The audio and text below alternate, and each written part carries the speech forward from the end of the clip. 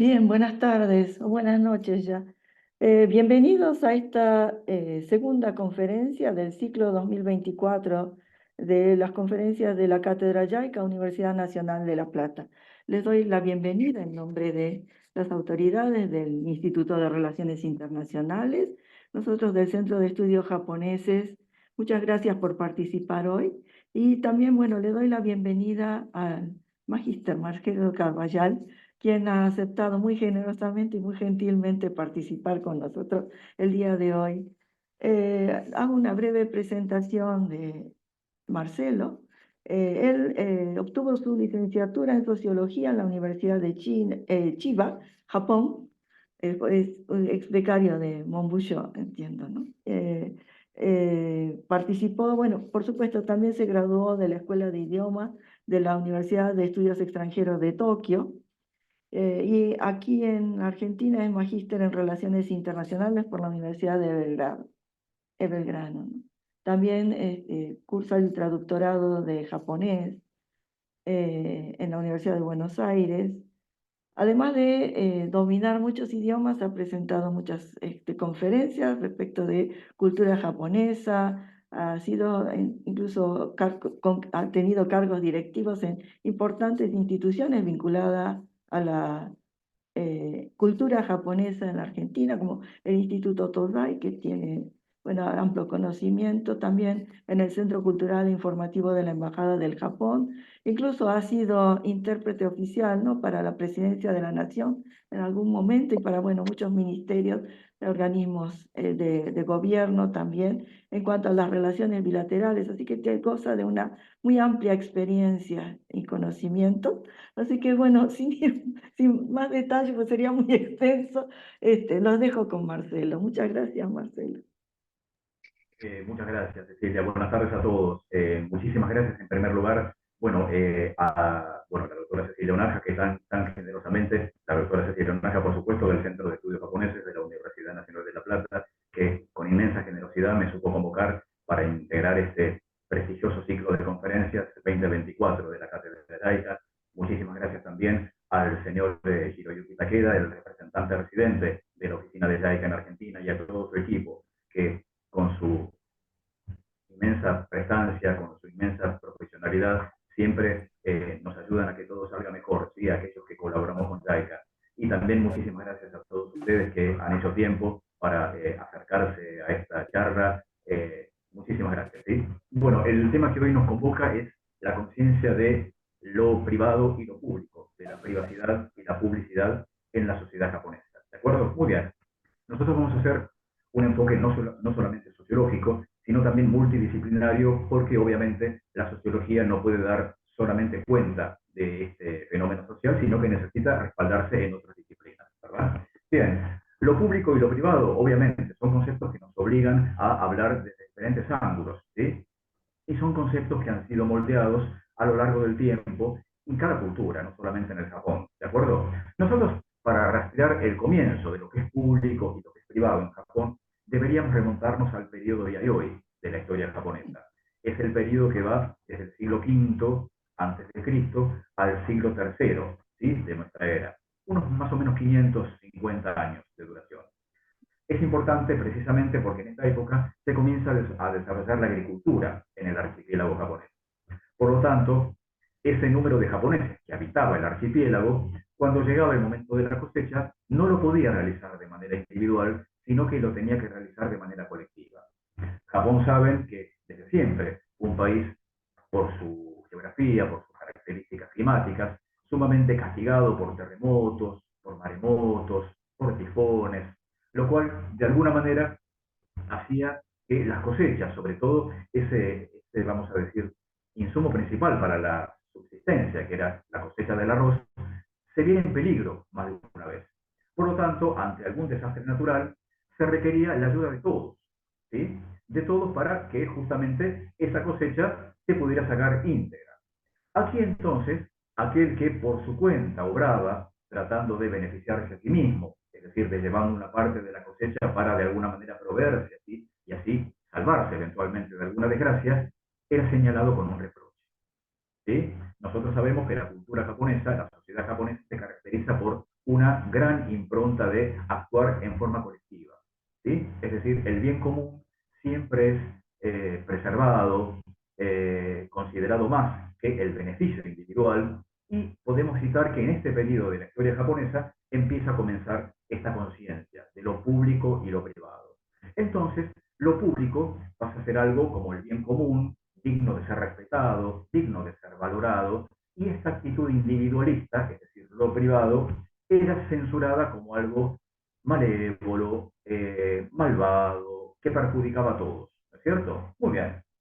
Aquí entonces el idioma japonés plantea dos palabras.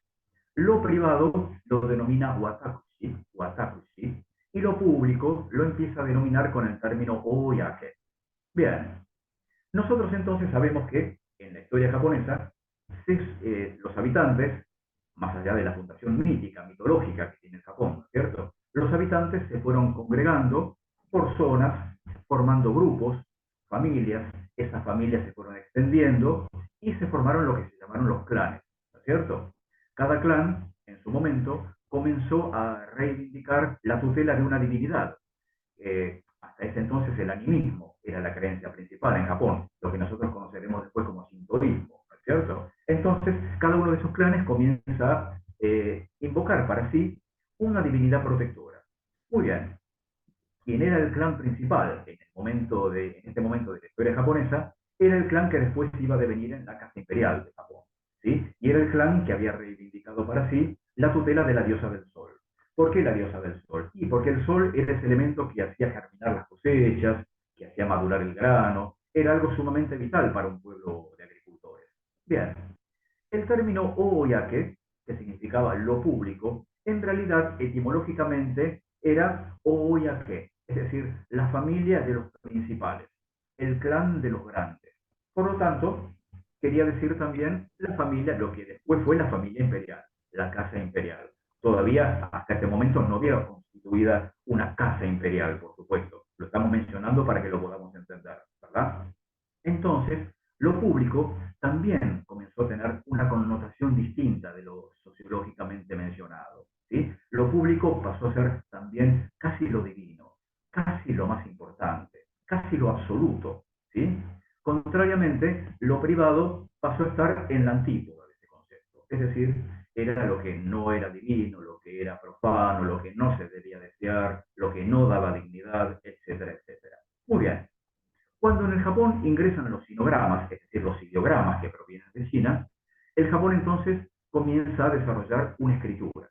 No era que el Japón no tuviera idioma, lo tenía en la oralidad, pero no tenía lengua escrita. Los sinogramas ingresan más o menos en el siglo VIII de nuestra era, a través de China por Corea y de Corea hacia Japón, y entonces los japoneses empiezan a conocer o poder adaptar los propios conocimientos y los propios términos a la lengua escrita. Muy bien, tenemos aquí, voy a compartir pantalla, vean, este ideograma, este sinograma, ¿sí? Equivalía al concepto de privado. Bien, en tanto que este otro correspondía al concepto de público, ¿sí? Bien, no solamente desde un punto de vista, si se quiere, gramatical, los japoneses inculcaron, ¿sí? Pegaron este concepto que tenían al ideograma que había llegado, sino que también lo dotaron, le confirieron esta, si se quiere, aura moral que tenía también el concepto, ¿no es cierto? Es decir, lo público era lo bueno, lo privado era lo malo, lo público era lo deseable, lo privado lo indeseable, etcétera, etcétera. Muy bien. Debemos notar que el Japón tuvo varias influencias. Estoy haciendo toda esta, si se quiere, digresión, si se me permite, porque es necesaria, ¿sí? La parte histórica es absolutamente necesaria para comprender los fenómenos sociológicos, ¿sí? Muy bien. Nosotros sabemos que en lo que sería el aspecto religioso del Japón existieron diferentes corrientes que influenciaron a la sociedad japonesa en todos los periodos. Primero estuvo el sintoísmo, que como mencionamos era la religión animista. Después, en el siglo V, en el siglo VI, ingresa el budismo, ¿sí? En Japón, proveniente de China. Y por último, el confucianismo. El cristianismo también tuvo su momento, ¿no? Dentro de lo que era el Japón, pero no fue, si se quiere, no tuvo una preponderancia influyente desde el punto de vista religioso, ¿sí? Si bien se registraron conversiones, etcétera, no tuvo un peso tan importante como tuvieron, por ejemplo, el sintoísmo y el budismo. El confucianismo no es una religión en sí, sino que es un sistema de normas de conducta, ¿sí? Fue desarrollado por Confucio, ¿sí? Sabemos que fue un pensador, ¿sí? Y un educador de la China antigua del siglo sexto antes de Cristo, ¿sí? El cual desarrolló un conjunto de preceptos y patrones para llevar una vida virtuosa, ¿sí? Bien, este confucianismo también entra a través de China, pero va a quedar de alguna manera, si se quiere, durmiendo, es decir, no tomando un rol principal, primordial, hasta unos siglos después. Muy bien. Si nos adelantamos un poco y hablamos un poco más profundamente del confucianismo, el confucianismo regulaba también las relaciones interpersonales, ¿sí?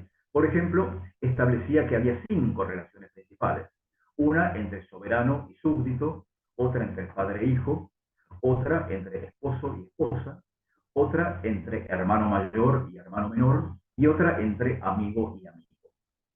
Menos la última, que presuponía un plano horizontal, las primeras 4 tenían una característica absolutamente verticalista. Es decir, había alguien que estaba en un plano superior y otro en un plano inferior. Entonces, aquel que estaba en un plano superior y aquel que estaba en un plano inferior tenía deberes y obligaciones, ¿sí?, para con el otro. ¿Mm? Esto el confucianismo lo establecía muy claramente a través de diferentes textos, ¿sí?, y de diferentes maneras de pedagogía, de educar a través de una educación confucianista, ¿no es cierto? Muy bien. Esto, por supuesto, que sirve muchísimo para interpretar la conciencia de lo público y lo privado en la sociedad japonesa. Cada sociedad, podemos decir, que tiene diferentes conceptos que resultan claves para interpretarlos. No quiere decir que otras sociedades no los tengan, pero para esa sociedad son verdaderas llaves para acceder a una comprensión mayor. Uno de esos conceptos, que es absolutamente transversal a la sociedad japonesa, es el de endogrupo y exogrupo. ¿A qué nos referimos? Bueno, el endogrupo es aquel grupo social del cual el individuo psicológicamente se reconoce como miembro. Y el exogrupo es ese grupo social del cual el individuo no se reconoce, ¿sí?, o no se identifica psicológicamente como miembro. Nosotros al endogrupo, en la sociedad japonesa, lo solemos denominar con la palabra japonesa uchi, uchi, y al exogrupo con el término soto. Bien, ¿cuáles son los fenómenos asociados al endogrupo? ¿Sí? Principalmente. Bueno, genera una preferencia, ¿sí?, siempre hacia el endogrupo. Yo prefiero lo que mis camaradas de grupo también prefieren, elijo lo que a los camaradas de mi grupo le gustan, siento una preferencia por mi endogrupo, ¿no es cierto? Muy bien. Y también otro fenómeno es el sesgo endogrupal. Es decir, yo voy a elegir siempre apoyar a los otros de mi grupo, voy siempre a elegir, a impulsar los proyectos que mi grupo presenta, en detrimento de los grupos a los cuales yo no considero pertenecer. Muy bien, ese favoritismo, ¿sí?, que se expresa hacia el endogrupo, ¿sí?, y se rechaza hacia el exogrupo, es también otro de los fenómenos, ¿no es cierto? Y también el endogrupo ejerce una influencia social sobre el individuo que pertenece a ese grupo. Es decir, yo voy a ser proclive a escuchar los consejos, las directivas, las anécdotas, las historias que las voy a tomar como ciertas, porque provienen, perdón, de un miembro de mi grupo, ¿no es cierto?, al cual pertenezco. Y otro punto importante del endogrupo es la homogeneidad. Yo me siento similar de alguna manera a todos los demás integrantes del grupo al cual pertenezco. Muy bien. El uchi y el toto son dos conceptos que son verdaderamente claves para entender la dinámica de la sociedad japonesa. Bien, paralelamente a esto tenemos otros dos. El concepto de verticalidad, que en japonés se denominaría tate, y el de horizontalidad, que lo denominamos yoko. Bien, la horizontalidad y la verticalidad atraviesan todas las relaciones interpersonales. Yo no me trato de la misma manera con mi hermano, ¿sí?, que con mi jefe, por ejemplo. Mi jefe no me trata de la misma manera a mí que al presidente de la compañía. ¿Sí? La verticalidad y la horizontalidad impregnan las relaciones interpersonales. Bien, esto pasó a ser eso pasó a ser entonces uno de los conceptos claves para poder entender a la sociedad japonesa. Muy bien, tenemos el endogrupo, uchi, exogrupo, soto, verticalidad, tate, horizontalidad, yoko. Bien, perfecto. Vamos entonces a ver un poco más. Nos ponemos entonces nuevamente en lo que es lo público y lo privado. Bien, habíamos dicho nosotros que el Japón había ya comenzado a ponerle nombre, ¿sí?, a lo que era lo público, lo privado, y a darle cierta connotación positiva o negativa a uno y a otro. Muy bien. Dentro de la historia japonesa, nosotros en el siglo XII hasta el siglo XIX tenemos un gran periodo que es la era feudal. ¿Sí? Es una época en la cual el sistema de gobierno cambia de un sistema imperial a un sistema, si se quiere, de facto, ¿no es cierto? De facto, en donde lo conocemos, ¿sí?, a ese periodo como el shogunato, porque fue el periodo regido por los shogunes, que eran los generales, los grandes generales del ejército, ¿no es cierto? Muy bien. Se desarrolla aquí un sistema de clases que con el tiempo se va a clarificar, pero aquí entonces la figura del guerrero, la figura de aquel que combatía, pasa a tener una preferencia, ¿sí? Pasa a tener un plano principal. Obviamente, esto se va de alguna manera a idealizar con los años la figura del guerrero, ¿sí? Y se le van también a adjudicar un montón de virtudes y de obligaciones y de deberes que cumplir, que iban a ir acordes con esa dignidad que el guerrero tenía. Bien, nosotros entonces, ¿sí?, vamos a ver que se toma como concepto de esta época, ¿sí?, lo compartimos acá, este término, Meshihoko. Meshihoko. Muy bien. Este Meshihoko, bien, significa literalmente aniquilar lo personal y devocionarse a lo público. Bien. Esto de aniquilar lo personal, ¿qué quería decir? Bueno, de alguna manera reducir mis aspiraciones personales a lo mínimo, casi a la nada, y obviamente volcar toda mi, si se quiere, fuerza vital y ganas para tratar de servir a lo público. ¿Y qué era lo público acá? Esto es lo importante. Con el correr del tiempo, ya que el Oboyake era el clan que después devino en la familia imperial, lo público pasó también a ser lo oficial, es decir, lo estatal. ¿Se entiende esto? Bien, por lo tanto, este Meshihoko implicaba reducir a la nada mis aspiraciones personales y darlo todo por mi señor. En esta época era mi señor feudal, ¿no es cierto? Muy bien. Aquí entonces tenemos una primera ventanita que se empieza a abrir para que el aire del confucianismo entre en la sociedad japonesa. Bien, con el correr del tiempo, los guerreros, que obviamente tomaban el poder, ¿no es cierto? Eran los dueños del poder, tanto estatal, tanto a nivel nacional como a nivel provincial, ¿no es cierto? Bien, los diferentes feudos, obviamente, estaban regidos por señores feudales, ¿no es cierto?, que tenían súbditos y vasallos, y muchos de ellos eran guerreros, ¿no es cierto? Bien, entonces, el guerrero acá comienza a ser objeto de ¿qué? De una suerte de idealización, pero también de sumo respeto. ¿Por qué? Porque era portador de virtudes, era portador de aptitudes que eran merecedoras de ser elogiadas e imitadas por el resto de las personas. Con el correr del tiempo, se comienza a recrear en Japón una suerte de código de caballería, podríamos decir, que nunca fue escrito, pero existía palpablemente, tangiblemente, que en castellano, perdón, nosotros lo conocemos con el nombre japonés de Bushido, ¿sí? Es decir, era ese camino que los guerreros debían de seguir. Era un camino moral, ¿sí?, no un camino marcial, ¿sí? Y ese Bushido estaba obviamente impregnado de virtudes propias del confucianismo. A saber, en primer lugar, la benevolencia, después la justicia, la cortesía, la lealtad, también la sinceridad, ¿no es cierto?, que era la virtud mayor de un samurái, ¿no es cierto?, la sinceridad, y el honor, ¿sí? Bien. Por supuesto que la compasión también era una de las virtudes, ¿sí? El samurái no mataba por matar indiscriminadamente, ¿sí?, sino que sentía compasión por los oprimidos y ante quien no se podía defender, ¿sí? Un civil, por ejemplo, no ejercía el arte de la espada para matar. ¿verdad? Muy bien, todo esto proviene del confucianismo. Y durante el periodo feudal, estas virtudes eran sumamente elogiadas y de alguna manera colocadas como símbolo a seguir por los civiles. Bien, aquí entonces esto de aniquilar lo propio y consagrarme a lo público, ¿sí? Aniquilar lo personal y consagrarme a lo privado, perdón, a lo oficial. Esto es lo que de alguna manera empieza a tallar la forma de la conciencia de la privacidad y de la publicidad en la sociedad japonesa. Muy bien. Obviamente, con el transcurso del tiempo, estas virtudes también fueron comenzadas a emular por el resto de la sociedad. Nosotros sabemos que a partir del periodo Edo, con el shogunato Tokugawa, la sociedad pasa a estratificarse, ¿sí? Había 4 estamentos sociales.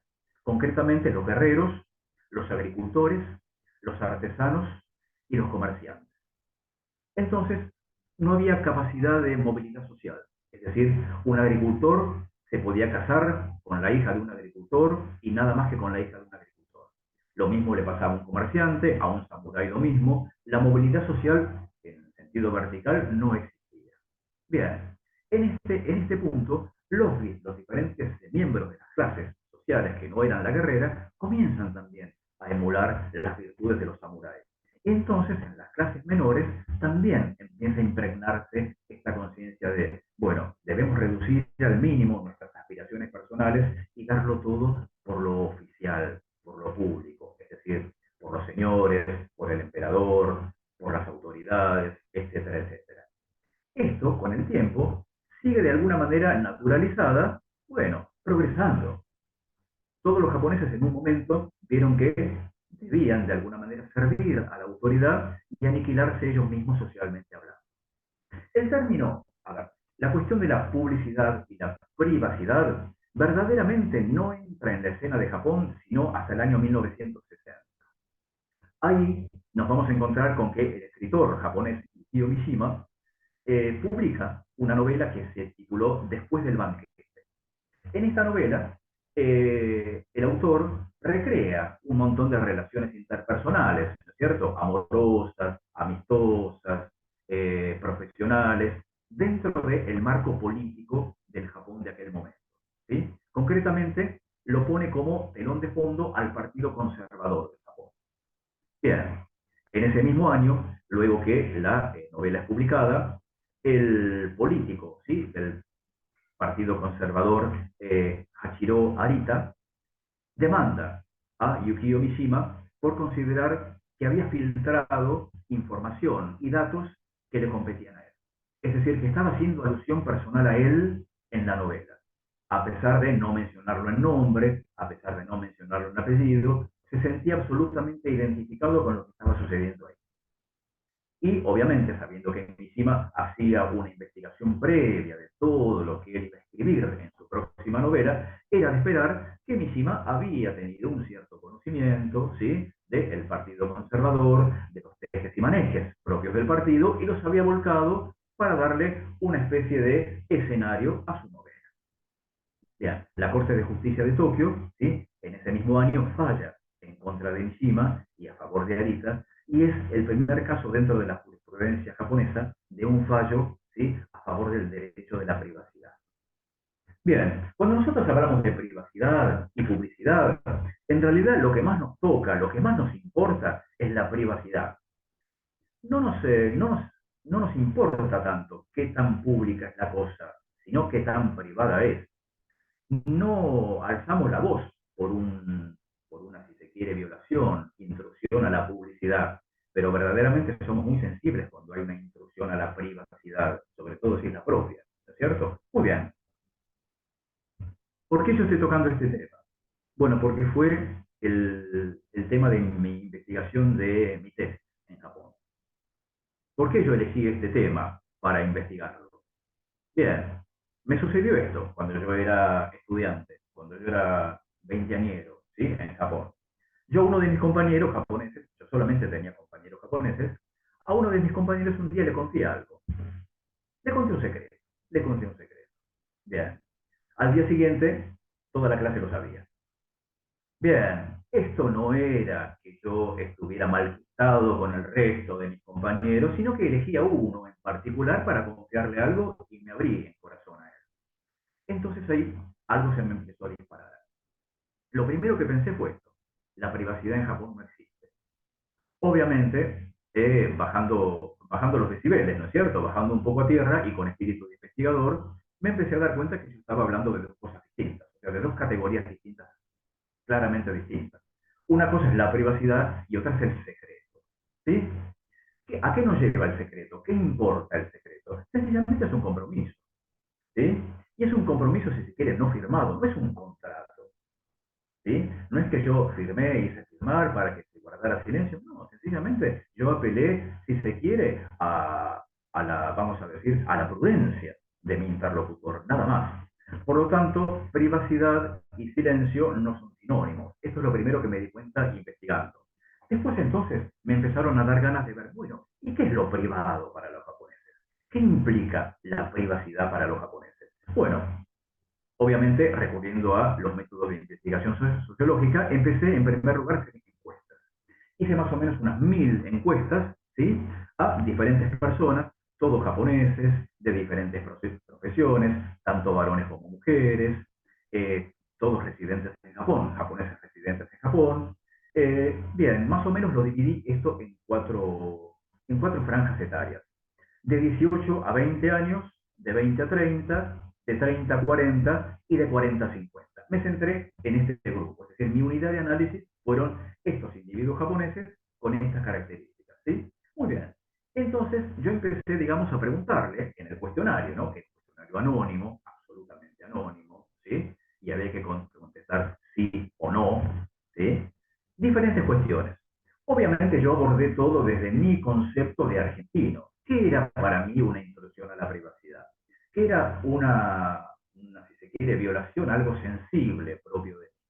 Entonces, por ejemplo, el cuestionario tenía preguntas como, por ejemplo, marcar sí o no si siente que su privacidad está amenazada ante las siguientes situaciones. Bueno, cuando me preguntan el nombre, cuando me preguntan el apellido, cuando me preguntan la edad, cuando me preguntan dónde trabajo, cuando me preguntan dónde vivo, etcétera, etcétera. Bueno, los japoneses en general, tanto desde los 18 hasta los 40, hasta los 50 años que estaban siendo abarcados, no mostraban estos mismos parámetros de privacidad que por lo menos yo sentía como argentino que podría llegar a ser invadida ante ciertas situaciones. Lo curioso era lo siguiente. Por ejemplo, algo que todos los japoneses, de todas las franjas etarias, de todas las profesiones, de todos los estados civiles decían, que se sentían invadidos cuando, una de las preguntas lo marcaba, cuando eran preguntados acerca de su vida íntima y concretamente acerca de su vida sexual. Esto era algo que no había ni sí ni no. Todos, de alguna manera se marcaban proclives a decir que se sentían de alguna manera invadidos en su privacidad. Acá entonces fue interesante empezar a desglosar por profesión, por género, por edad, cómo diferentes personas, diferentes individuos contestaban diferentes percepciones de la privacidad. Por ejemplo, los varones de entre 30 a 40 años y de 40 a 50 años sentían como una invasión a la privacidad el ser preguntados por el monto del salario que percibían. Esto con los estudiantes no pasaban, con los jóvenes de 20 a 30 tampoco, porque eran los recién ingresados, entonces se suponía que si tenían 25 años no podían ganar más de esto, era lo estipulado, era algo sabido, era un vox populi, ¿sí?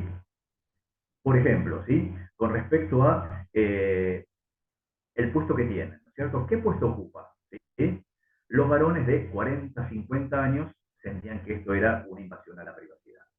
Porque de alguna manera esto se leía entre líneas que no querían demostrar que llegada a esa edad todavía no habían hecho un gran ascenso social. ¿Sí? Uno, digamos, cuando investiga esto también tiene que leer esto entre líneas, ¿no es cierto? Bien, cuando ya más o menos yo empecé a obtener estos resultados en las encuestas, proseguí a hacer entrevistas personales, cara a cara. Bien, con aquellas personas que, por ejemplo, habían contestado que no, ¿sí? Bien, esto no se hace como sociólogo, no se hace, pero yo más o menos había detectado quién me había contestado que sí o que no, y después con mucho respeto le pedí una entrevista, ¿sí? Sin decirle que lo había detectado, ¿cierto? Muy bien. Y ahí entonces empecé a preguntarle sobre el tema. Por ejemplo, para aquellas personas que habían dicho que le molestaba o sentían una intrusión a la privacidad el ser preguntado por su intimidad. Bueno, acá había que tomar ese tema y lo que se tiene que hacer en una entrevista es con mucho tacto, con mucho recato, profundizar en eso. Bueno, ¿me molesta usted? ¿Siente entonces que le molesta ser preguntado por su intimidad? Sí, siento eso. Muy bien. ¿Siente, por ejemplo, que le resulta una intrusión si le preguntan por la relación con su esposa?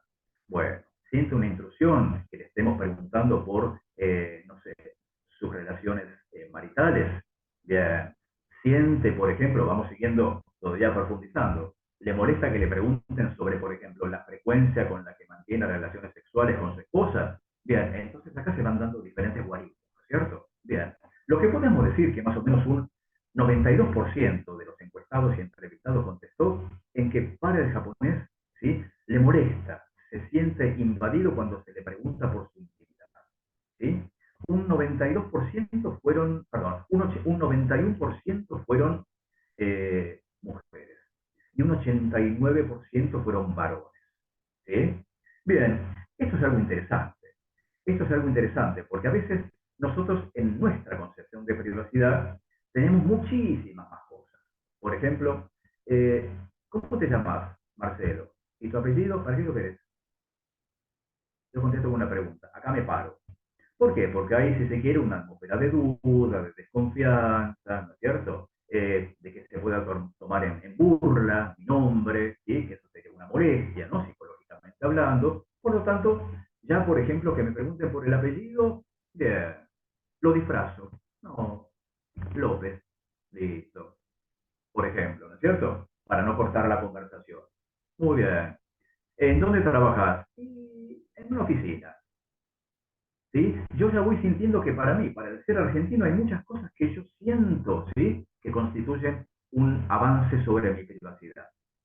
¿Cuándo, sí, no constituye esto? Cuando yo trabajo en el super lugar, cuando yo trabajo, cuando yo obtengo el super sueldo, cuando yo vivo en la super zona residencial, y obviamente manifestarlo no solo no me cohíbe, sino que hasta me eleva en estatus social. ¿Sí? Yo me siento de alguna manera absolutamente gratificado diciendo que trabajo, no sé, para Johnson Johnson, que gano 3 millones de dólares mensuales, que vivo los lunes y viernes en Nordelta, los martes y viernes me voy a California y los domingos lo pienso, por ejemplo. ¿No es cierto? Porque sencillamente está la satisfacción social que yo siento por mis diferentes participaciones en grupos, que obviamente manifestarla no me resulta algo invasivo, intrusivo, sino satisfactorio. Bien, esto obviamente en Japón también se siente, ¿sí? Lo interesante es ver que el concepto de lo público y lo privado no solamente con la sociedad y con el lugar cambia, sino con el tiempo, ¿sí? Sería interesante, muchas veces pienso, nuevamente retomar el tema de investigación, en mi caso, y ver ahora qué tanto, ¿sí?, ha cambiado la noción de privacidad de los japoneses. Porque aquellos que tenían 20 años cuando yo los encuesté, hoy, por ejemplo, tienen 50. Entonces estarían, ¿sí?, en un grupo que quizás podrían seguir arrastrando conceptos personales de la publicidad y la privacidad que todavía se pudieran llegar a constatar. ¿Y qué será de los niños jóvenes, de los muchachos jóvenes? ¿Sí? ¿Qué será lo privado o lo público para los chicos de 18 o 20 años? Esa primera franja etaria, ¿cierto?, que yo tomé. Bien, esto entonces me queda a mí como una especie de cuestión personal para investigar, ¿sí? Nunca nos debemos olvidar de esto. Nada en una sociedad es pétreo. Nada en una sociedad es para siempre, ¿sí? Los conceptos, los valores incluso, ¿sí?, sencillamente son como las personas. Nacen, crecen, se desarrollan y un día mueren. Sencillamente. Algunos tienen una vida longeva, duran siglos, duran milenios. Otros sencillamente, como los modismos, ¿sí?, o como por ejemplo las cuestiones de moda, son pasajeras, ¿sí? Por lo tanto, el sociólogo, ¿sí?, debe poner bastante ojo en este tipo de cuestiones, ¿no es cierto? En identificar si esto es una tendencia, un patrón, o ya por lo menos es lo que llamamos una norma social. social, que llegó para quedarse por lo menos por un tiempo. ¿Sí? En el caso de la privacidad, sobre todo no tanto la publicidad, sino la privacidad en la sociedad japonesa, yo estoy más que seguro, porque cualquier investigador, cualquier científico social lo diría, que esto obviamente es de esperar que cambie, es de esperar que cambie. Es decir, es de esperar que haya manifestaciones distintas de los conceptos de privacidad y publicidad. Por lo pronto, algo que preocupa siempre a los japoneses es el manejo o la manipulación de datos sensibles propios del individuo. Esto, obviamente, se realiza a través de instituciones, tanto estatales como privadas. Esto al japonés le preocupa muchísimo. Es decir, si estos datos que yo de buena fe brindé para cierto lugar no serán manipulados y mal utilizados por otro lugar distinto, al cual fueron, vamos a decir, malamente cedidos, y esta nueva institución captadora de mi información personal la está utilizando para vaya a saber yo qué. Esto para los japoneses, la manipulación de los datos insensibles por parte de las instituciones, tanto públicas como privadas, es, vamos a decir, una gran razón de preocupación. ¿Sí? De hecho, hay muchas demandas, ¿sí? Hoy por hoy, realizadas en contra de este tipo de instituciones, y obviamente en casi todos los casos, por no decir en todos los casos, los jueces vayan a favor del damnificado, ¿sí? Porque acá se entiende que hubo una violación a la privacidad, al derecho de la privacidad, que el individuo tiene absolutamente condiciones de resguardar, incluso por la Constitución Nacional de Japón, ¿cierto? Por la Constitución del Japón. Bien, esto entonces nos lleva a pensar muchas cosas. La privacidad y la publicidad, bien, desde un punto de vista funcionalista de la sociología, ¿qué rol cumple? ¿Qué dice el funcionalismo? Y si existe es por algo. Si existe es que sirve para algo. Bien, ¿para qué servirá la privacidad? ¿Para qué servirá la publicidad? ¿Sí? Este es un tema que muchos sociólogos y filósofos incluso, ¿sí? Han abordado, y acá hay preguntas, hay respuestas muy distintas, ¿sí? En lo personal, yo creo que la privacidad, sobre todo la privacidad, hace alusión a la identidad. O sea, yo quiero preservar lo que me hace sentir yo mismo. Mi nombre, mi apellido, mi condición, mi sexualidad, todo lo que yo considero privado es lo que yo quiero preservar, ¿no es cierto? Sin embargo, existe algo público a lo cual yo tengo derecho y necesidad de acceder y también quiero preservarlo, ¿sí? O sea que yo creo que desde el funcionalismo la privacidad cumpliría el rol de preservar la identidad, sobre todo. Y lo que sería la publicidad, bueno, este gran derecho a acceder a un montón de cosas que yo necesito para vivir y para desempeñarme como individuo en la sociedad, ¿sí? Obviamente que sus márgenes son distintos de cultura en cultura, de sociedad en sociedad y de tiempo histórico en tiempo histórico. Esto tampoco lo debemos olvidar, ¿no es cierto? Bien, perfecto. Más o menos esto es lo que yo quería de alguna manera manifestar en cuanto a los conceptos de privacidad y publicidad propios de la sociedad japonesa.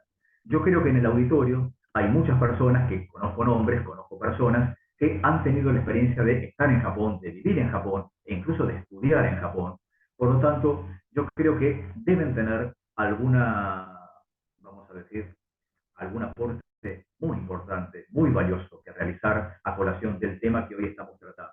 Me gustaría, antes de terminar, invitarlos, ¿sí?, a esas personas que tienen este conocimiento directo del Japón, ¿sí?, a hacer un comentario absolutamente personal y pertinente, ¿sí?, al respecto. Muy bien, muchas gracias. Vamos a abrir entonces. Quien tenga preguntas y quiera participar, puede abrir el micrófono. Muy interesante, Marcelo. Creo que ha despertado Bueno, muchas muchas gracias. No es muy inquietudes. completo, no es exhaustivo para nada, pero Pero esto lo digo con un pequeño dejo de vanidad. Sé que es un tema que no se aborda muy seguido en las charlas, ah, ¿cierto? no, Entonces, de sí, alguna manera, aunque total. mínimamente, creo que constituye un pequeño grano de arena para abrir una puerta, no para el Mm. conocimiento, sino para abrir una puerta para investigar, ¿sí?, de manera individual. Sí, absolutamente. Bueno, me pareció muy interesante tu presentación y dar el marco histórico y las transformaciones a lo largo del tiempo, ¿no? Esto de Oyake, por ejemplo, de de cuál era el significado y de dónde provenía la palabra. Me pareció muy, muy interesante. Después, bueno, sobre tu encuesta, ¿no? Hecha a los japoneses también, y una muestra bastante importante, porque sí, conseguiste 1000 respuestas. Es muy interesante, ¿no? Seguramente debe haber preguntas, pero yo ya me saco de la vaina. Voy a Una, empezar. una, una pequeña, una pequeña aclaración Sí. acerca del comentario que dice Cecilia en este momento. ¿Sí? Esas 1000 encuestas yo las realicé en el espacio de 2 años. Ujú, ¿Sí? Porque obviamente nosotros sabemos que en sociología una muestra tiene que ser accesible y finita. Bueno, ujú, finita era, tenía un número, ¿sí? 1000, pero en realidad esto de accesible no lo hacía accesible en un mes o en un mes y medio, ¿no es cierto? ujú. Y después obviamente analizar los resultados llevó su tiempo, ¿no es cierto? Claro, sí, Por sí. lo tanto, fueron 1000, en este caso las encuestas fueron 1000, después vinieron entrevistas, pero las Ujú. hice, reconozco, en el espacio de 2 años. Así, y una pregunta en cuanto al espacio geográfico. ¿Estabas en Chibaquén? Bien, O no sé, o lo hiciste mientras, no, desde bien. tú hasta Sí, por Chivadaiga. ejemplo, ¿sí? Por ejemplo, ¿sí? Lo que yo hacía era, por ejemplo, ¿sí? Decir, no sé, uno de mis compañeros de la Universidad de Chiba, su familia era de la prefectura de Okayama. Ujú. Bueno, ese amigo me hacía el favor de, por ejemplo, Ah, 100 ejemplares de la encuesta, mandárselos a los padres, y los padres muy gentilmente, como todos buenos japoneses, me hacían el favor de repartir esa encuesta en diferentes lugares, recoger esas encuestas y a través de su hijo mandármelas a mí. bien, bien. Así que tengo una muestra amplia en cuanto a lo geográfico, sí. Sí, sí, sí, sí. En cuanto a prefecturas, abarcaron Sí. 36 Oh, qué prefecturas. bárbaro, qué bien. De las 43 que tiene el Japón, Sí. 36. Yo me valí, digamos, de lo que eran las patrias chicas de mis compañeros, Mm, ¿no es cierto? ¿Sí? Que gentilmente me hicieron el favor de mandárselo a su familia para que, como dije recién, las hiciera. muy interesante, muy bien. No, lo que me llamó la atención es esto que me comentabas del tema de la sexualidad y de buenas relaciones, ¿no? Casualmente, no sé, en la década del 70, 80, ¿no? Hablando con familiares japoneses, Nikkei, que viajaban frecuentemente a Japón, ¿no? Y volvían de Japón. Claro, Nikkei que nacieron aquí en Argentina o vivieron mucho tiempo aquí, están muy compenetrados de las bases de pensamiento católico, en donde ese tipo de temas, por lo menos hasta esa época, era todavía, ¿no? Restringido a lo privado, y se sorprendía de cómo las chicas hablaban muy libremente de esos temas. No sé, o sea, por lo que vos me presentás hoy, como que, en cierto contexto a lo mejor no son de hablar, pues son cuestiones, ¿no? En donde ellos ponen una barrera.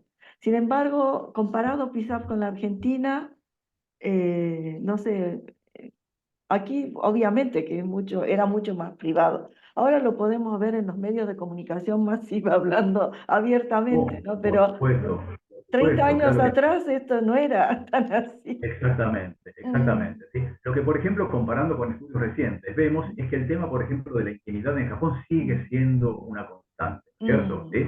Ahora, por ejemplo, los japoneses, que no tienen este sentimiento de devocionarse a lo público, devocionarse a lo claro. oficial, ¿sí? Lo que se suele hacer lo que se acostumbra ahora a mencionar en el idioma es con la palabra uraibashi, Mm, ¿sí? O sea, como si sí, fuera un sí, extranjerismo, ¿sí? sí. Consignándolo al momento de escribir en el silabario katakana, ¿sí? No dicen, por ejemplo, ko, oyake, watashi. No, no, no. Dicen sencillamente privacy. Y Ujú, se entiende que lo que están queriendo decir acá, bueno, esto es una cuestión importante. ¿Qué entienden los japoneses por el término privacy? Es ujú, decir, el término privacy, ujú, concretamente, ¿qué involucra para los japoneses? Bueno, sabemos por los casos jurídicos de los últimos tiempos que, por ejemplo, cualquier maltrato de los datos sensibles del individuo importa una invasión a esta privacy, ¿no es cierto? Todavía, aún todavía, ¿sí? En grandes estratos, las preguntas relacionadas con la intimidad, con el salario, ¿sí? Por ejemplo, la pregunta, ¿usted es propietario de su vivienda o no? No molestaba a nadie, no ujú. molestaba a nadie, porque era un hecho que ser propietario era casi un milagro en Japón, ¿no es cierto? Y que bien, algunos estaban pagando una hipoteca y todavía no lo eran, no eran propietarios, pero en un futuro cercano sí lo serían. Por lo tanto, esto de ¿es propietario de su vivienda o no lo es? Era una pregunta que por lo menos no registraba ningún sentimiento de invasión a la privacidad. Ujú, ¿Sí? Pero al respecto de esta cuestión de la intimidad, ¿no es cierto? Se registra también una diferencia en las grandes ciudades. Cuanto ujú, más cosmopolita es el lugar, ¿no es cierto? Los individuos, los habitantes de ese tipo de lugares son más abiertos, son más inclinados a hablar sobre un montón de cosas ujú, que, por ejemplo, ¿no? En las áreas rurales ujú, se nota un ambiente más de conservadurismo, ¿sí? De recato, de pudor, ¿no es cierto? Propio de el poco contacto, ¿no? Con diferentes manifestaciones, ¿sí? Y esto, por ejemplo, hace que el total del número haga que para muchos japoneses esto sea un tema, la intimidad, propio de sentirse como invadido. ¿Sí? Sin embargo, si lo vemos por región o por lugar, en las grandes ciudades vemos que es casi nula, ujú, por no decir mínima, no nula, mínima, ¿sí? ujú, La proporción de personas, individuos encuestados, que dicen sentirse invadidos por ejemplo, preguntarle si tiene novia o si tiene novio, o si mantiene relaciones con su novio o con su novia, ujú, ¿sí? No así en las áreas rurales, insisto. ujú, ujú, ujú. Bien, no, otra vez, bueno, estamos hablando de un marco en donde no tiene nada que ver con la religión cristiana, en donde relaciones prematrimoniales sí se condenan, ¿no? De algún modo sí se censura, pero en el caso de Japón esa limitación no había, pero bueno, imagino, ¿no? Tiene que ver con la modernización y este adoctrinamiento hacia lo que es la sociedad moderna, teniendo en cuenta también, ¿no? Que cuando empezó justamente fue en medio de la era victoriana y esa moral es la que entra en Japón, ¿no? Como la deseable o la occidental, ¿no? Bien, Exactamente. Bárbara. Y después el otro tema de los datos personales. A mí me pasó particularmente de tener acceso a registros de inmigrantes japoneses. Estaban los documentos de la Cancillería japonesa con todo el listado de pasaportes, números, la zona de residencia, quién lo había llamado, qué miembro de la familia era, una serie de datos personales. Y todos los de posguerra o sea, se prohibió su difusión porque afecta a personas que no puede llegar a afectar a personas, la privacidad de las personas, ¿no? Que aún siguen viviendo, tienen familiares, ¿no? Y en el caso de migración también es un área dedicada porque, bueno, no todo el mundo sale por las mismas razones y también, ¿no? A veces es por iniciar una nueva vida, ¿no? Y querer romper con el pasado, ese tipo de situaciones también Claro, están. por supuesto. Por ejemplo, traigo a colación el ejemplo, muchos seguramente han conocido, como lo conocí yo, al señor Takagi, que era el jefe de Mm, redacción del diario La Plata Hochi, sí, ¿sí? sí, Bueno, sí. el señor Takagi vino a la Argentina siendo muy jovencito todavía, ¿no es cierto? Mm, O sea, él, siendo universitario, él se dedicó a la literatura rusa. Por lo mm, tanto, el idioma ruso también lo tuvo que aprender en el marco de mm, su educación universitaria. Era la época de la plena guerra en Japón. Por lo tanto, el mm, gobierno japonés lo captó para que de alguna manera interpretara los mensajes que en ruso se decían, ¿no es cierto? mm, ¿Sí? Y que Japón de alguna manera interceptaba. mm, Obviamente que ese trabajo no quedó registrado en ningún lugar. Por lo tanto, él contaba que ni siquiera, digamos, había registrado un antecedente en el prontuario, en el legajo que el Estado hacía de él, no figuraba eso. Por lo tanto, él decía que le daba mucha rabia que no había podido reclamar ninguna jubilación, ¿sí? mm, O años de aporte, ¿no es cierto? ¿Sí? mm, Haciendo esa labor porque no existía, él no había existido en esa labor. Entonces, en ese sentido, todo esto, ¿no es cierto?, que el mm, Estado toma conocimiento de lo que cada individuo realiza, en mm, algunos casos puede ser para desventaja, como le pasó al señor Takagi, porque no fue incluido, y en otros, bueno, si se incluye también puede ser para desventaja, ¿no es cierto? mm, Por ejemplo, el japonés, el individuo japonés es muy sensible a lo que es el derecho sanguíneo, ¿cierto? El yusangu, ¿sí? O sea, yo soy japonés porque mis padres son japoneses. Yo nací en Groenlandia, pero si mis papás son japoneses, yo soy japonés. Es decir, a la inversa. Mi hijo llega a nacer en Tokio y mi hijo no es japonés. No. Mi hijo es argentino, nacido en Tokio, por supuesto, ¿cierto? Entonces, esta pureza del linaje, ¿sí? Para el japonés es muy importante. Entonces, cuando, por ejemplo, se tiene conocimiento de que papá es japonés, pero mamá es taiwanesa, papá es chino y mamá es japonesa, de alguna manera sensibiliza, ¿sí? Es decir, hace formar parte del endogrupo o del exogrupo al individuo. ¿Sí? ¿Por qué? Porque la homogeneidad, habíamos dicho que era una característica del endogrupo, ¿verdad? Entonces, yo no me siento tal igual porque visiblemente no es igual a mí esa persona, ¿sí? Y obviamente muchos individuos quieren esconder esto, ¿sí? Porque saben que están lidiando con una sociedad que hace del endogrupo, ¿sí? Algo virtuoso y del exogrupo algo, si se quiere, no deseable. Igual de todos modos está cambiando eso, ¿no? De algún modo, no sé si Por fin sí, es increíble. Como Japón tiene una muy baja tasa de de natalidad, natalidad, claro. muy baja tasa de natalidad, y Necesito. obviamente Japón es un país un poco, si se quiere, a ver, especial para contraer matrimonio, porque las familias se fijan en estos antecedentes, en si Sí. gana mucho, en si gana poco, en dónde vive. Algunas personas están condenadas a una soltería queriendo casarse, ¿cierto? Entonces el Japón lo que hace en este momento, con muy buen tino, es invitar, ¿cierto? A, por ejemplo, mujeres de Tailandia, de Filipinas, ¿no es cierto? De zonas aledañas al Japón, de países periféricos, para que se desposen con estos japoneses solteros y que de alguna manera, bueno, la familia se forme, se genere una posibilidad de engendrar, de concebir hijos, y de alguna manera esto vaya combatiendo la baja tasa de natalidad que experimenta el Japón en este momento. Con muy buen tino, el gobierno japonés está empezando esta política desde ya hace algunos años. Y por lo que veo, por ejemplo, un hermano mayor de una amiga mía, de una compañera mía de la universidad, se casó con una persona de Indonesia. Y tienen niños y todo, y esto obviamente la sociedad no lo está mirando como algo extraño. ¿Por qué?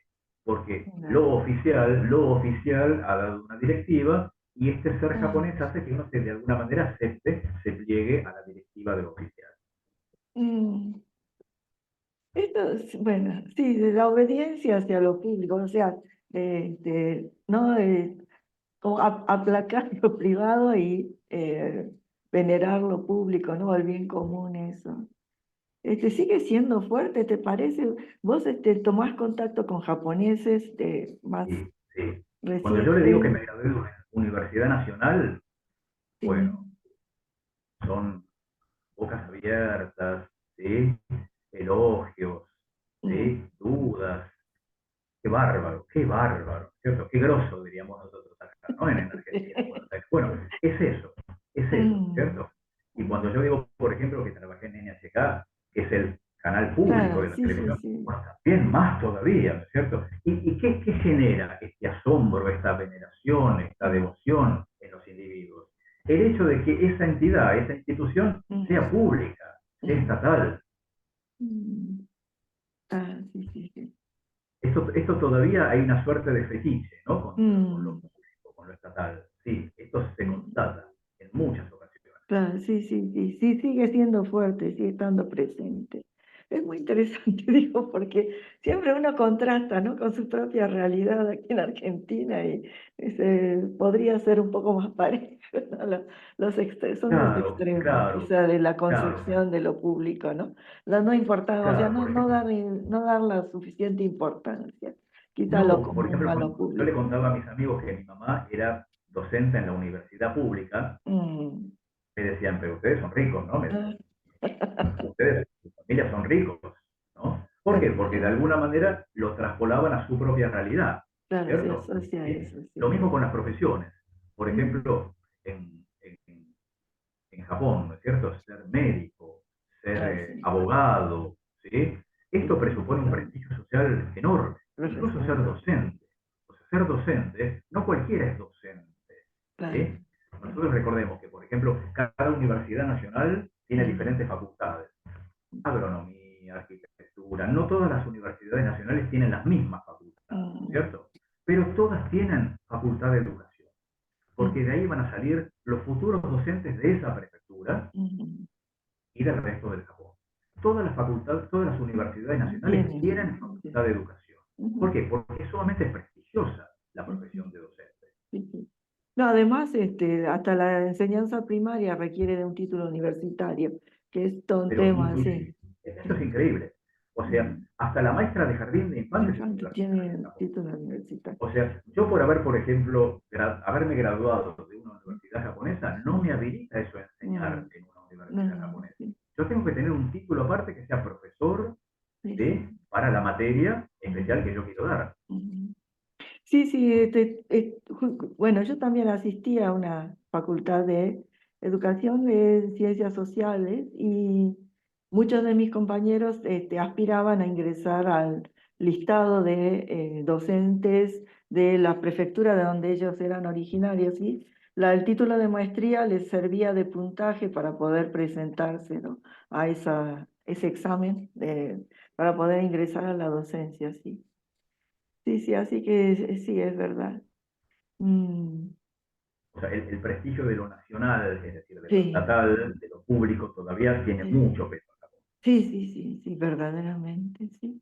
Bueno, a pesar de todo, igual, de todos modos, en los últimos tiempos también ha habido se han suscitado problemas, ¿no?, de deterioro, corrupción, ese tipo de cosas, pero bueno, nunca es comparable con lo que se vive en otras partes del mundo tampoco, ¿no? Es decir, los japoneses se han dado cuenta, ¿no es cierto?, buena cuenta, de que también, por ejemplo, aquellos graduados de una universidad, vamos a decir, de segunda categoría, de tercera categoría, son buenos profesionales, ¿sí? Es decir, a la empresa japonesa no le importa tanto qué sabe uno, ¿sí?, sino de dónde proviene uno, ¿sí? Entonces, provenir de la Universidad de Tokio, de la Universidad de Kioto, ya es garantía suficiente de que yo a este individuo le puedo enseñar todo porque todo lo va a entender. ¿Sí? Claro, Quieren sí, garantizarse eso, ¿cierto? Una buena formación que es consecuencia de, si se quiere, una buena disposición académica o de un buen intelecto, ¿sí? Entonces, por eso las grandes empresas buscan graduados de las mejores universidades, ¿sí? Porque se supone que ese individuo se graduó de una buena universidad porque salió de una buena secundaria, porque salió de una buena primaria, porque salió de un buen preescolar. Sí, sí, sí, perfecto. Pero esto, como vos decís, sí le está cambiando, por suerte, porque obviamente las empresas también, ¿sí?, tienen una falta de mano de obra y necesitan convocar gente de otras áreas, de otras extracciones intelectuales, y lo están haciendo, ¿sí? Y esto es algo sumamente positivo, sumamente positivo. Sí, Uno ve que acá hay movilidad social que antes no se registraba. No, incluso extranjeros, ¿no? Recientemente, ¿te acuerdas? Tuvimos una conferencia de educación y de la importancia de, ya ahora, ¿no?, de contratar extranjeros o de invitar. Claro, a ver, hago una nota personal, ¿sí? Yo cuando ingresé a NHK a trabajar, bien, yo ingresé como empleado, diríamos acá, empleado de planta permanente, ¿no es cierto? No como contratado, bien. En los 64 años de historia de la NHK, yo fui el primer extranjero. O sea, imagínate que en 64 años, a ver, para mí es un logro personal. Lo digo nada más para que todos sepan que no hay imposibles, ¿sí? No hay imposibles, ¿sí? Yo me acuerdo cuando fui a buscar los formularios para anotarme, ¿no?, para el examen, ¿sí? Yo iba con temor, porque era extranjero.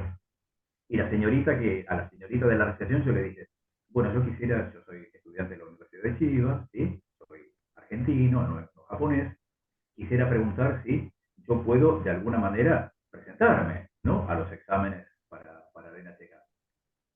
Y la señorita, mirándome desde abajo de su asiento, me dijo, sí, si ingresa, como queriendo decir, minga que vas a ingresar vos, ¿no es cierto?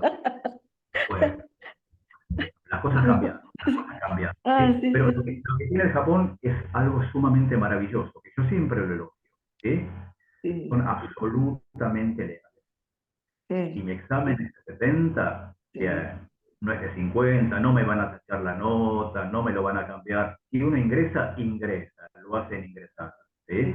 En eso son absolutamente leales los japoneses, y esto es digno de elogio, ¿sí? Pero, insisto, esto de los extranjeros que están ahora empezando a entrar, ¿sí? Es un fenómeno agradable de ver, pero bastante reciente, ¿sí? Yo creo que hace bien al Japón. La internacionalización, ¿sí? No Sí. pasa solamente por aprender un idioma, por viajar, sino de alguna manera por tener un vínculo, vamos a decir, permeable con personas de diferentes lugares, en donde uno se puede enriquecer a través de distintas visiones, ¿sí? Sí. Y con respecto a la diferencia de extranjeros, porque está la idea de que el ideal de extranjero es europeo, occidental o estadounidense, ¿no? Y que los A ver, latinoamericanos o la gente eso lo de que llamamos, Asia. a ver, sin decir prejuicios, son preconceptos, ¿no es cierto? ¿Sí? Eh, Insisto, por ejemplo, dentro de los occidentales, Mm, y más que los argentinos, mejor quizás los europeos, ¿no es cierto? Bien, dentro de los europeos, mm, mejor los rubios que los morochos, ¿no es cierto? mm, Estos son ideales que sencillamente, a ver, son si se quiere caprichos de la cultura, ¿no es mm. cierto? Es como si Moda. nosotros decimos, bueno, ¿quién sería tu esposa ideal? Bueno, 18 años, 90, 60, 90, que sepa cocinar, que sepa barrer, ¿no es cierto? Cosas que, vamos a decir, la sociedad heterosexista, machista, nos Mm, ha como mandato legado a los varones, a los queridos varones, ¿no es cierto? Bien, estos son caprichos de la sociedad, caprichos de la cultura que cambian con el tiempo, ¿no es cierto? Bien, mm, ahora, por ejemplo, sencillamente, esto no se plantea más porque en Argentina la mujer tiene otra posición en la sociedad. No claro. necesita del casamiento para sobrevivir, para Sí, sí. subsistir. Bueno, en ¿Sí? Japón Estas cosas tampoco. en Japón pasan. Sí, sí, sí. Gabriela Yoshihara tiene la mano Ah, Gabriela Sánchez, levantada. ay, te escucho. Hola, bueno, antes que nada felicitarte, no sabía que obtuviste 1000 respuestas de 1000 japoneses, vos siendo argentino kaijin, ¿no? O sea, cara no oriental. La verdad que te felicito, me encanta que hayas estudiado y que hayas profundizado esto porque ayuda a entender mejor. eh, bueno, yo soy Nikkei, pero a mí también me costó entender la sociedad japonesa cuando estuve viviendo allí. Lo de la privacidad, si al principio no entendía tantas preguntas personales y, y cómo nos tratan los Nikkei, esa será para otra conferencia, que te lo dejo, Marcelo, porque no somos ni extranjeros totales, pero tampoco somos occidentales y es algo, un fenómeno especial. Me gustaría si podés ampliar, no sé si estamos con mucho o poco tiempo, si podés comentar algo, no es lo del momento, pero lo de Ura y Omote en la sociedad japonesa. Da Perfecto, para conferencia, pero si podés un poquito. perfecto. El concepto de ura y omote, que literalmente quiere decir la parte de adelante y la parte de atrás, o sea, el reverso y el anverso, son conceptos no tanto, digamos, claves para entender la sociedad, sino la psicología de los japoneses. ¿Sí? Bien. Cuando, por ejemplo, los japoneses se embarcan en una relación interpersonal con otra persona, bien, no se muestran del todo como son. ¿Qué quiero decir? Si vos me caes mal, yo no te demuestro que me caes mal. ¿Sí? Es decir, mi cara hacia vos va a ser de una sonrisa, de una cordialidad, limitada, pero una cordialidad, pero en mi interior yo voy a tener otro sentimiento, muy distinto del que expreso. ¿Sí? Ese es el omote, lo que yo muestro hacia afuera, y el ura, lo que yo tengo por detrás. ¿Sí? Muchas veces esto de alguna manera ha constituido un obstáculo para dimensionar, cuantificar el verdadero ser japonés. ¿Hasta dónde son cordiales como me están mostrando? ¿Hasta dónde? ¿No es cierto? O si no lo son, ¿qué tanta aversión están manifestando por el interlocutor? ¿Sí? Esto es un obstáculo muchas veces. Otros más extremistas decían, bueno, los japoneses son incomprensibles, porque te muestran una cosa, pero están pensando otra. Te dicen qué lindo, qué lindo, qué lindo, pero te dan un golpe por la espalda. Estos son los extremistas, los que piensan así, ¿no es cierto? Acá el desafío de todo investigador es, bueno, yo quiero entender esto. Entonces, ¿con qué herramientas abordo esto, científicamente hablando, ¿no es cierto? ¿Con qué herramientas Ujú. abordo esto y puedo explicar este fenómeno? Esto es lo más importante, tener la capacidad de explicar. El omote y el ura, que Gabriela San está mencionando en este momento, son conceptos más que propios para entender la sociedad, pertinentes para entender la psiquis japonesa, ¿no es cierto? Y esto sí, por supuesto que está presente. ¿Sí? Yo nunca me voy a ir a conocer con una persona con mala cara. ¿Sí? Después pensaré lo que quiera de esa persona, ¿sí? Pero yo tengo que ser, acá hay un término que hace unos tiempos se usan acá, tengo que ser políticamente correcto, ¿sí? Esto es lo que Sí, la sociedad me pide, ¿sí? Después yo seré dueño de pensar lo que quiera, ¿sí? Pero ¿qué pasa? Cuando yo me embarco en una relación interpersonal, a mí me va a importar qué tan bien piensa de mí el otro o qué tan mal piensa de mí el otro. Y yo obviamente voy a tener como herramientas para dilucidar eso lo externo, las palabras que usa, la expresión que tiene, y cuando yo de alguna manera intuyo que eso no es todo lo que está mostrando la otra persona, siento una pequeña intranquilidad, ¿no? Desde el punto de vista psicológico, si se quiere, ¿no? Esto entonces constituye una materia de investigación, ¿sí? El tema de Omote Giura es apasionante, apasionante, ¿sí? Yo de alguna manera, lamento que no sea una herramienta propia de la sociología, ¿sí? Pero para investigar el omote y el ura, que es la psiquis de los japoneses, es un tema maravilloso, creo yo. Seguramente, Gabriela, tendrás la experiencia de haber sentido en Japón esta presencia del omote y el ura, ¿no? Actúan sí, conmigo me de una costó manera. entenderlo. Exactamente, bien. Y yo ¿Qué creo que función me cumple? cuesta todavía Bien, también. vamos entonces a tomarlo desde el punto de vista del sociólogo esto, ¿no? Bien, ¿qué función cumple el omote y el ura? ¿Sí? Porque si existen es por algo.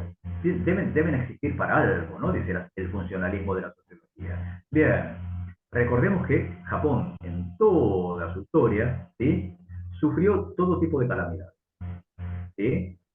Y acá entonces, para preservarse el individuo, ¿qué eligió? La reserva. La reserva.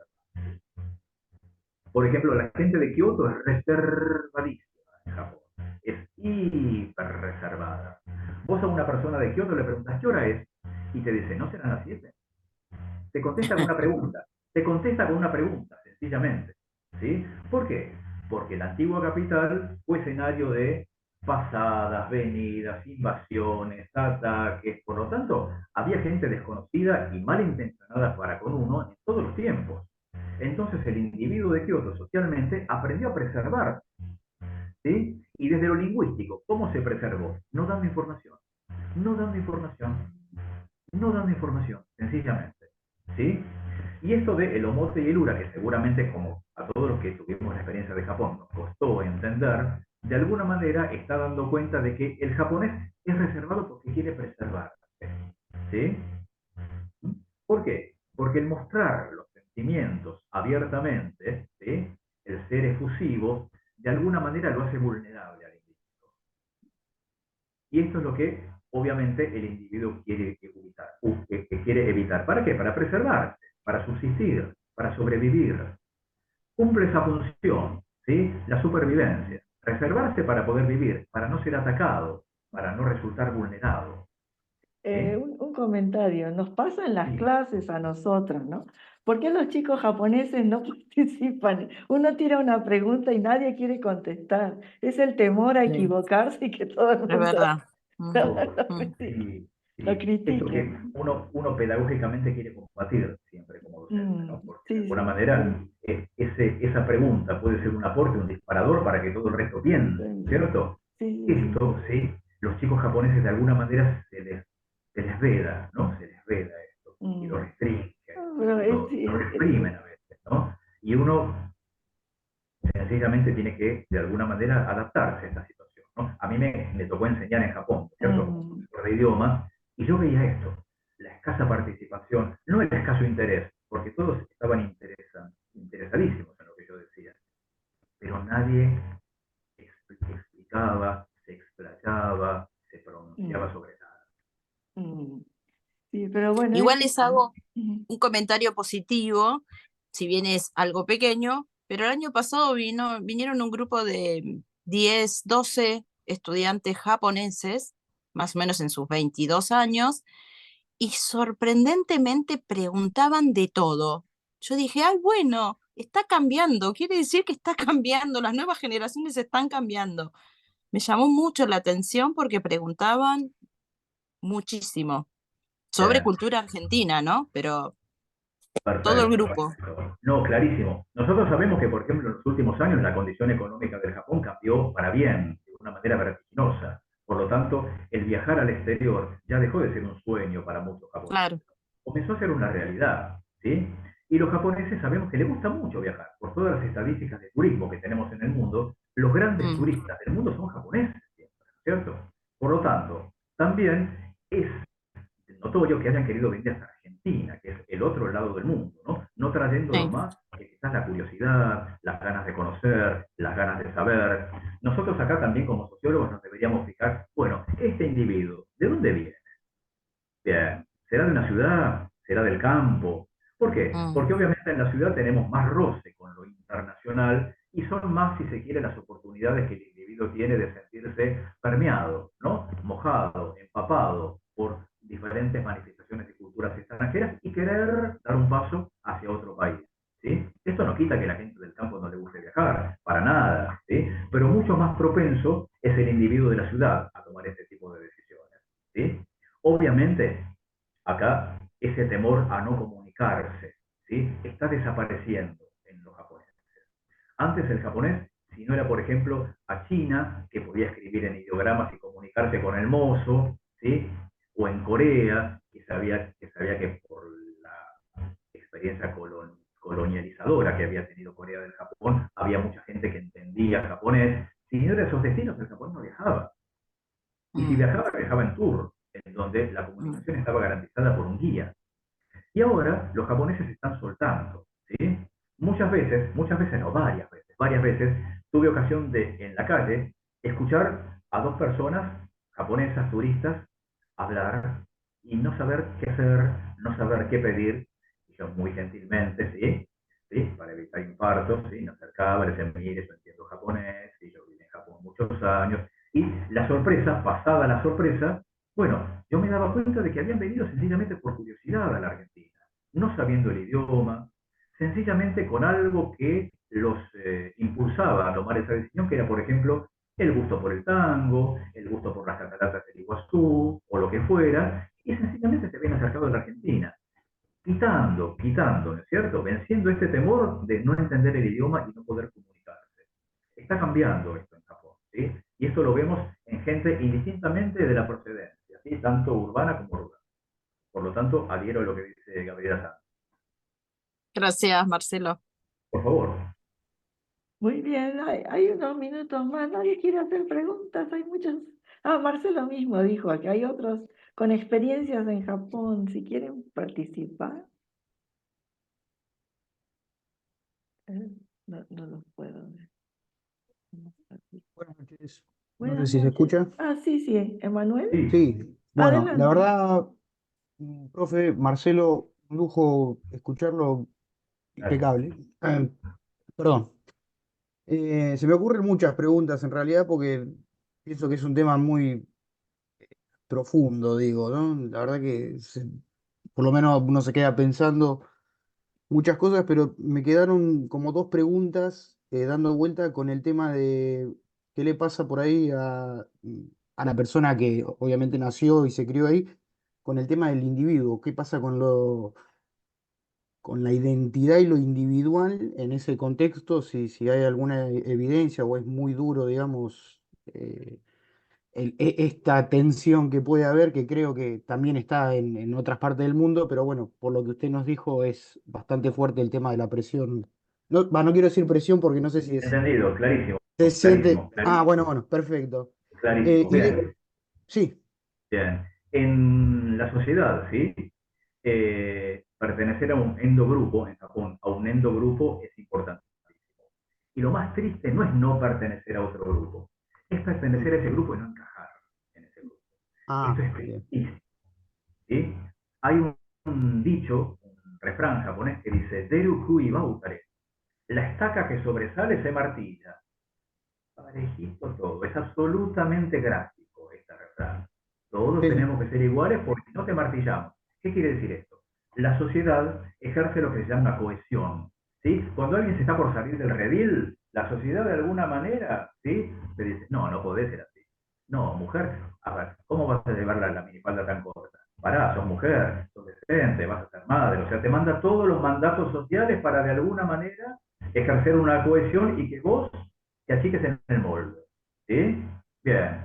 ¿Qué pasa cuando la individualidad sobrepasa o no puede encajarse con esto? Bueno, esto en Japón en muchos casos suele ser un drama, porque cuando el individuo no encaja en el grupo, no es que yo me voy a otro grupo y puedo hacer nuevas amigas. No, no, no, no, no. El otro grupo me ve como alguien extraño. No, no, no, vos perteneces a ese grupo, dice el nuevo grupo. Por lo tanto, si yo no me adecuo y no encajo en ese grupo, sufro. Como individuo, sufro. ¿En qué deviene esto?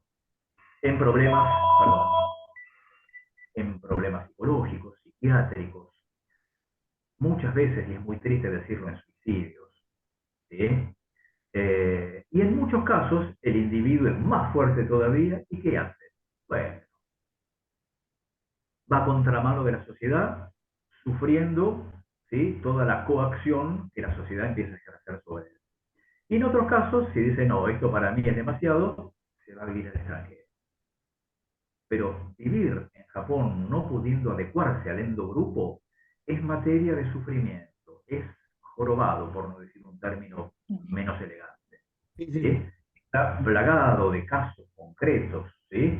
No solamente los tiempos recientes, sino los tiempos menos recientes, ¿sí?, de este tipo de casos de individuos que no han podido, ¿sí?, no han sabido, no han podido encajarse al endogrupo. Y esto es motivo de lamentarse siempre. Perfecto. Clarísimo. Muy amable, gracias. Sí. ¿Alguien más tiene preguntas? Bueno, si no, ya entonces cerramos hoy. Fernando, adelante. Yo veía que había abierto la cámara. Adelante. Bueno, muchas gracias a JICA por organizar este tipo de eventos tan valiosos para comprender la cultura japonesa y aprender, interactuar un poco entre la Argentina y el Japón, profundizar los lazos de amistad. Y por otra parte, bueno, le quería agradecer muchísimo al Sensei Marcelo por Ay, qué lástima. Oh, Se cortó. No sé si me parece que... qué lástima. se le cortó el... A ver si vuelve. Esperamos un minuto. A ver si vuelve.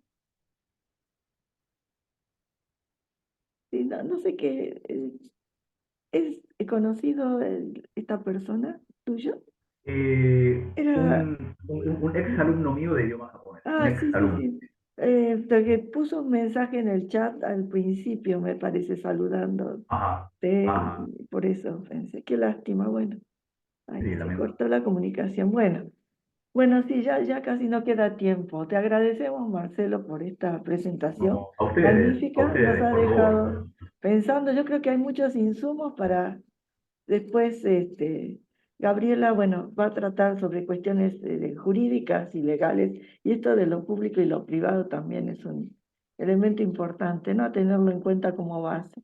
Así que, bueno, te agradecemos mucho. Nos estamos viendo la próxima semana con una nueva conferencia. Les pido disculpas hoy por la llegada tarde, porque tuvimos un inconveniente con los links. Ahora, a partir de ahora, va a ser el mismo link para todas las conferencias. Nos vemos el próximo jueves a las 6 de la tarde. Les agradezco, buenas noches y bueno, hasta el próximo encuentro. Gracias. Muchas gracias, gracias por la Gracias. iniciativa. Buenas noches. Gracias, Hasta luego, Patricia, buenas también noches. siempre por colaborar. Y perdón las idas y vueltas. No, al Adiós. contrario, muchas gracias. Felicitaciones. Que estén Gracias, buenas bien. noches. Gracias, Marcelo. Buenas noches. Buenas noches. Felicitaciones, Marcelo.